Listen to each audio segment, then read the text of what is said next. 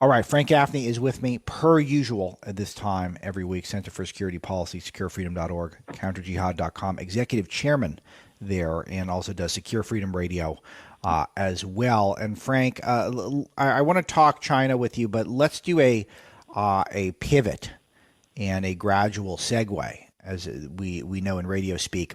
I want to ask you about, because the Far East is actually one of the great threats of our time. The China nexus that includes North Korea and others. When we're talking about North Korea, we're really also talking about China. And some North Korea propaganda came out slamming imbecile Joe Biden, judging him as a fool of low IQ. And it's funny, and we laugh and we point. But something that's very important here is, if you look at the crop of Democrats, it's hard to picture anyone in this field credibly taking on the China nexus, including North Korea. And this is, I don't say this just because I'm a pro-Trump guy, and I am. I admit it. That's a bias that the folks at CNN will not admit, that I like the president. I think he's the right guy to deal with these issues. But Biden might well be in the pocket, or at least his kid might well be in the pocket of China. So that's a problem. And then you've got the rest of the group. Buttigieg, 37-year-old mayor from Indiana, who, I mean, these are the guys, Beto, these guys are going to take on China and North Korea right now. That's insanity. It's not terribly promising, I have to say, Alex, whether it's qualifies as insanity or whether it's just people are simply not up to the job, and perhaps in some cases incompetent, or in other cases corrupt. It's the kind of thing that's going to be read by our adversaries, and unfortunately it won't be just the Chinese. It'll be a lot more than the North Koreans, for that matter. Everyone on the planet would be looking at the current crop of Democratic contenders as people who they will be able to push around, if not have their way with. And this is not the kind of world in which you want that signal sent. I'm a great supporter of this president, too, but in terms of the choice that the American people will be making with respect to a commander-in-chief, our leader on the international stage, I think this is one of those times where we simply can't afford to turn over those responsibilities to people who will be seen as wholly inadequate. You know, there's an interesting moment, of course, back in the dark days of the Cold War, when Nikita Khrushchev, then the General Secretary of the Communist Party of a place called the Soviet Union, who can even remember that? Whoa. But in the day, he took the measure of a young John F. Kennedy and considered him to be somebody he could push around, threaten, and ultimately forced to submit. And that gave us, among other things, the Cuban Missile Crisis, which put us at the brink of nuclear war with these guys. Sure. So, you know, you don't want to be in that space again, and I think this is a moment where your question is so important. I personally think, for what it's worth, Alex, that this election is going to be a very, very interesting and important choice for the American people, specifically on the question of China. Maybe the single most important foreign policy choice the electorate has had since, you know, Reagan challenged Jimmy Carter's policy of appeasing the Soviet Union with his own platform of rollback that ultimately led to the destruction of that evil empire. That's what we're looking at, I think, with respect, especially to Joe Biden, for heaven's sakes, is the Democratic nominee. And as you alluded to, this is a guy whose family benefited while he was vice president to the tune of $1.5 billion invested in his son's company by the Chinese Communist Party. I mean, that's a pretty stark choice, and it seems certainly to be informing his view, which he's now said is that these guys aren't even competitors of ours, let alone foreign adversaries, as Donald Trump has called them correctly. Sure, and this is one where there's actually a fair bit of agreement left and right about the threat of China for people to actually pay attention to the issue. I think there's a lot of folks on the left who do take this seriously. So this isn't even a values question. This is a fit for office question, Frank. People love talking about this with Donald Trump. Joe Biden, who has been in Washington for 20 years longer than I've been alive, is completely ignorant of this topic, and that is frightening. This is one of the top three threats to our in our time, and he's not going to do anything about the other two threats, which is our open borders and this Silicon Valley elite controlling our speech and our information. Of those three, he's goose egg on the latter two, and he's going backwards on China. And this is the guy who is leading on average by 20 points in the polls on the Democratic side. And then you go down the list. You picturing Kamala Harris, Bernie Sanders, Robert Beto, Buttigieg. Let's talk about Bernie Sanders here. You mentioned the Soviet Union. More footage emerged over the weekend, Frank, of Sanders' honeymoon in the Soviet Union. That happened. That literally happened with the guy running second place in the Democratic side right now. Yeah.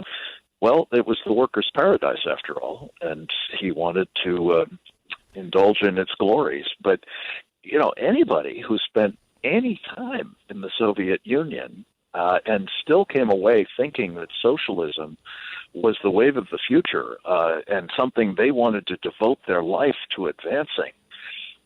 Again, this is disqualifying in terms of judgment, it would seem to me, and possibly, even loyalty to the country. For heaven's sakes, this was the evil empire, and he was there. I think demonstrating his strong sympathies for it at the very minimum. And here's the thing, Alex, this question of foreign policy has rarely been at the forefront of, these elections. Important, yes, to varying degrees mostly, but usually as an afterthought. Right. For That's voters, right. at least. This can't be the case this time around. This is a moment when we've got to be well-led and strongly led, and I think that choice will be very stark. Sure. These are all national security issues, by the way, too, because we know that the tech giants would love to buy Chinese products when they need to and work with the Chinese and create rigged search engines. We know our open borders are a national security issue. And not to mention on my list of the three threats, a close fourth has to be radical Islamic terror, which probably would have been number one 20 years ago. Luckily, I think that's been pushed down to a close fourth to the three I've mentioned. And so these are all security issues. These are all foreign policy issues. And these are all this goes beyond a lot of the sort of ideology we talk about on the show, these ideas that we have the luxury of discussing, the big ideas. I mean, these are practical security issues, Frank. So let's start with, let's probably touch on all those today, but let's start with China and expand on this. Their state media is ramping up the tough talk on the president here, calling the president a barbarian over this trade policy here. And in the meantime, it looks like Kim Jong-un is doing some more testing than we would like. And give us the sense, by the way, China even had a viral rap video called literally Trade War, which we had at Breitbart News, which is kind of amusing, but also mildly scary. Frank, give us your update on where we are with the China negotiations. Well, it's so much more than the negotiations, of course, Alex. The trade piece of the overall problem we're facing with communist China and the party that rules it is a multifaceted and comprehensive challenge. And as we've talked about before, we are all about exposing the American people to this through the new Committee on the Present Danger of China. And if people are interested in learning more about it, I encourage them to take a look at some videos that we've done there at presentdangerchina.org. But the reality is that the Chinese are now responding with increasing bellicosity to what I think they recognize is a very serious threat to the whole world order that they're in the process of trying to put into place. Donald Trump is not simply challenging them on trade.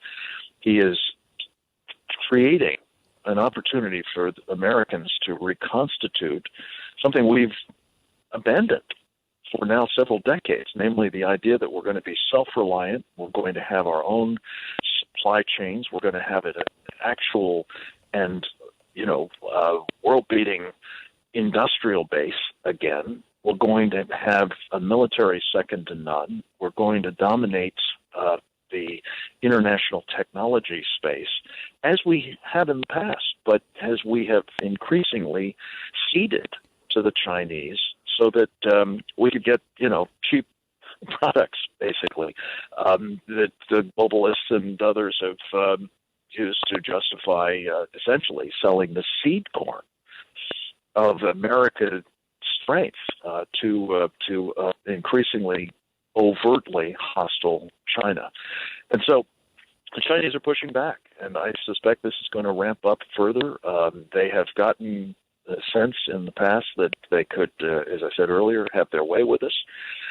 Trump is clearly not having that, and I hope that, again, in between now and the election, but certainly in the course of the election, he will have an opportunity to really showcase the alternative future that he has in mind. And I think the American people are going to want that all day long, rather than the kind of horrors that, a world dominated by the Chinese Communist Party has in store, not just for others, including, of course, the Chinese people, but us as well. Sure. And let's talk a little bit about Huawei. Huawei is the Chinese. It's a Chinese company, which basically means it's the extension of the Chinese government. It's a high-tech company, and they want to capture a lot of the 5G market, and they also want to capture a lot more of people's cell phone technology, et cetera. And this will inevitably lead to spying and data collection and Chinese communist control. And there's been some pretty major pushback lately by the United States on this and the rampant expansion. I don't know if it's enough, but at least it seems like people got hip to this issue, Frank, which I was sort of surprised by, because it does seem like they're always going for the bottom line, even if that means compromising security and privacy. Give us your assessment on the Huawei situation. Yeah, I think of Huawei as the People's Liberation Army, Chinese military and intelligence operations doing business as a conglomerate. That's right. It's one of two main Chinese telecommunications enterprises that are deeply tied, the other being ZTE, deeply tied to the party and to the security apparatus of China. And that's the point that Donald Trump and others have been, I think, making very effectively. We can't allow our own telecommunications networks and operations to be penetrated by the back doors and Trojan horses and other stuff that is inevitable if you're going to have Chinese products in those networks. And he has staked out as a national priority, including in a very important executive order that he unveiled last week, in which he, in his many words, designated Communist China as a, quote, foreign adversary, unquote, for the first time. That's really important. But he's saying we're not going to allow this to happen. He's created now a little bit of latitude for people to sort of adjust to that over the next 90 days with some waivers. But he's essentially staked out that this critically important point that we must rely on our own supply chains, not just the low bidder, and all that will flow from that if it always turns out to be China.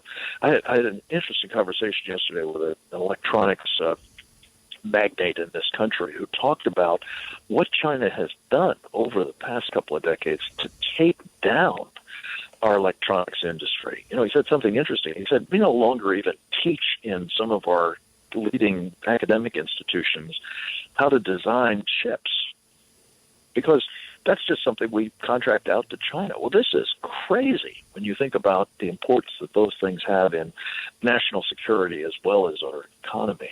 And the same is true of rare earth minerals, Alex. It's the same is true of drugs, for heaven's sakes. Penicillin, antibiotics. There's a great book by Rosemary Gibson called China RX. which talks about our dependence on China for the kind of medicines that we rely on for our health. This is lunacy. And I think President Trump is offering a course correction that's long overdue and desperately needed.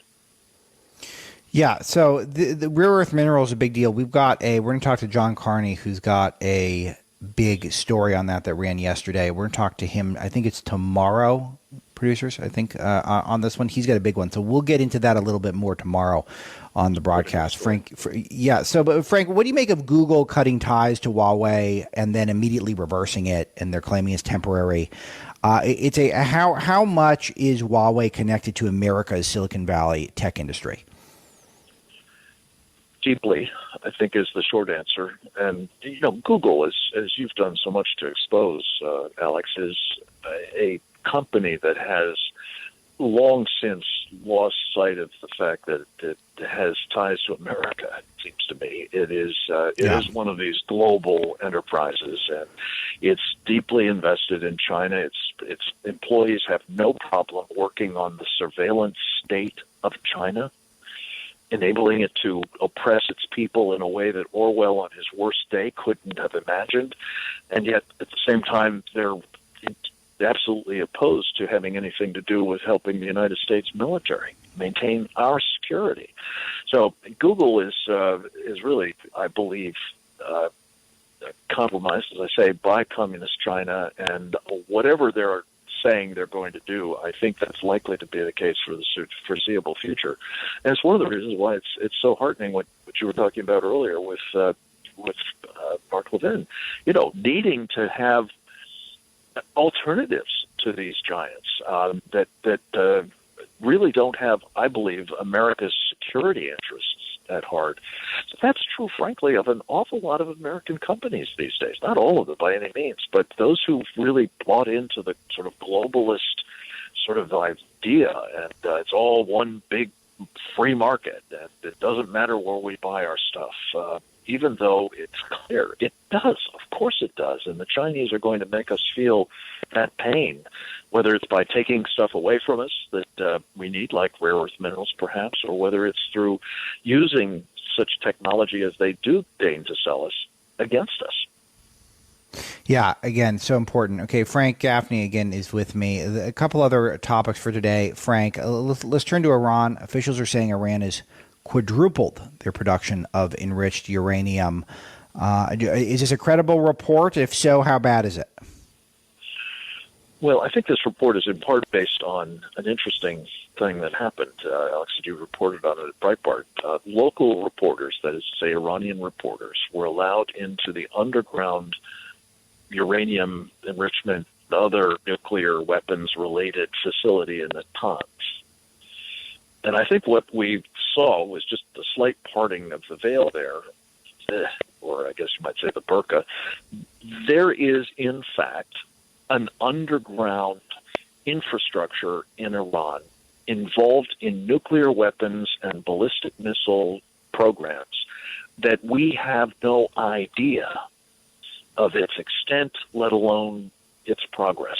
But I think it is absolutely bankable that there's a lot more going on there than they're acknowledging, whether it's 4 times the amount of enriched uranium or it's being enriched at a higher, quality than it's supposed to be. And so I would bet you my last paycheck that what the Iranians have done without any pause, notwithstanding this so-called Iran nuclear deal, has been relentless pursuit of the means by which to do what they've said since they came to power almost exactly 40 years ago, these mullahs, and that is to bring death to America.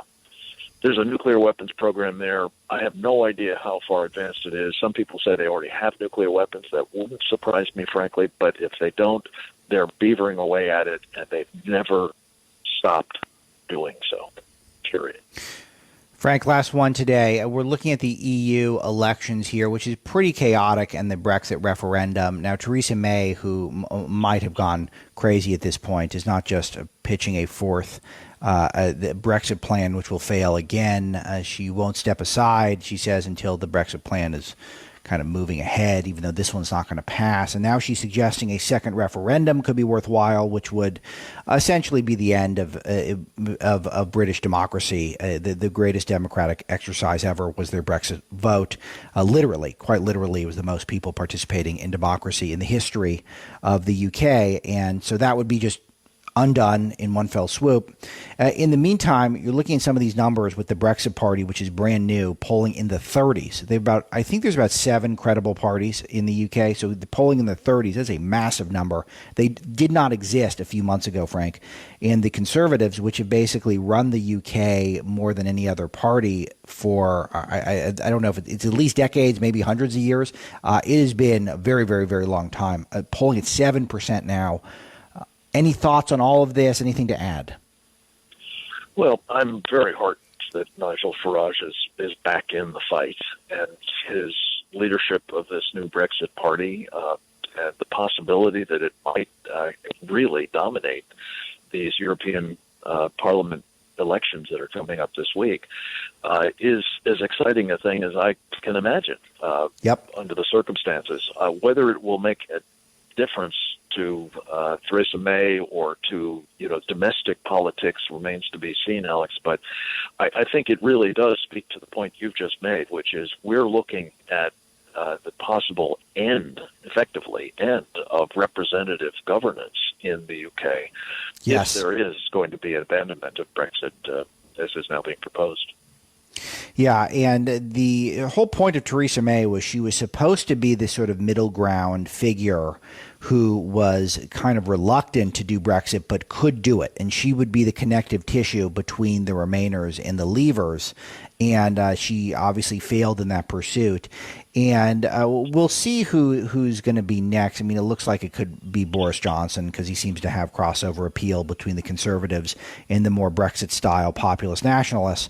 But he's missed so many opportunities to seize power, Frank. And I know that this is a American audience, so I don't need to get into it in too much detail. But it does seem like one where my heart breaks for the British people. That's all I have to say at this point, because there's such a dearth of leadership aside from Nigel. But the one thing that's kind of interesting, Frank, sleeper story. There's now a non-zero chance Nigel Farage could be the prime minister at some point, which would have been unthinkable even during Brexit.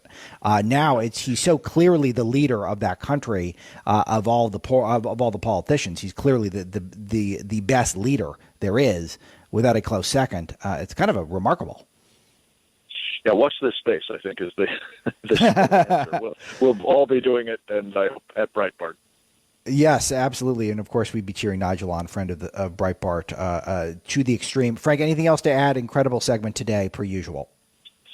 Well, only to say, I think, Alex, that we're looking at, in this Biden business, an incredibly important opportunity. I'm heartened that the president has said we need an investigation of what Joe Biden's son was doing while he was vice president and what bearing that is having on this outrageous, I think even malfeasant positioning on the threat from China that Joe Biden is now pushing forward.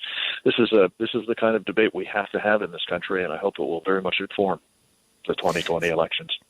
Frank Gaffney, Center for Security Policy, securefreedom.org, counterjihad.com, Secure Freedom Radio. Give me that China website. Guys, can we get this in my little write-up every week? Because I want to make sure I plug the China stuff because it's so important.